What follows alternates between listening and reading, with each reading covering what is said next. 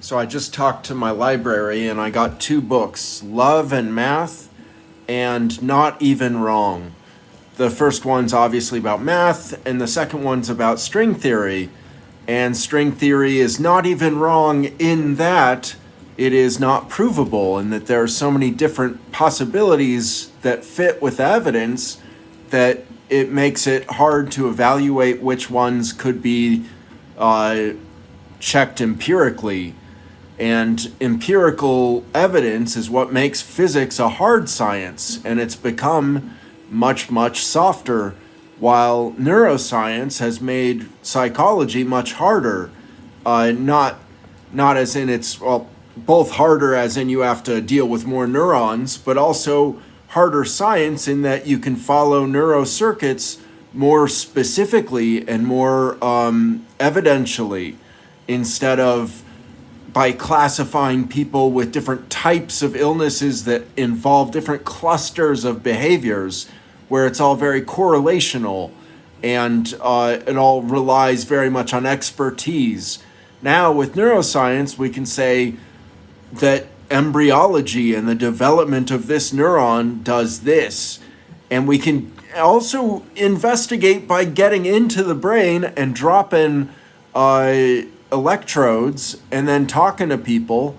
So the biggest problem is our big, thick skulls.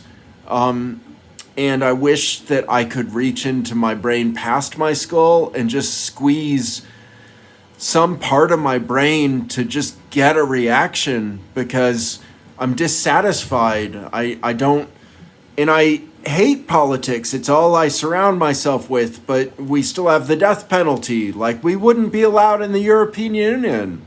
We're just not making the progress I want to make, and I'm bored of it. I'm coloring another sets of Hahnemann, so that's nothing new there. I've got this large set out, and obviously that's all available if you want to buy it or want me to send you a copy, but it's hard to see how to Hahnemate people's finances and how to Hahnemate our vote so that we matter more in this system, or create a new system. Numerica still seems too much like an apparition and not much of a physical reality, and I'm helping nobody, and yet I wanted to help the people in solitary the most. And I have yet to even get an invitation from a family to visit someone in solitary or someone inside a jail or prison. And of course, why? Like, nobody thinks of me as a reformer. And so my political feelings are irrelevant because my reputation is just that of a nobody, which is fine. I don't particularly want to be thought of. I just feel as if I can make very small differences, and so I try.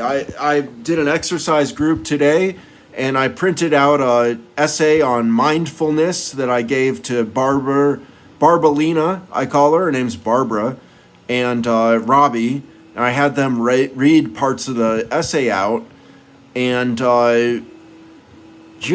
mindfulness is just nonsensical enough that everyone can have access to it. And it's just like, hey, think, So it's like a harmless little diversion.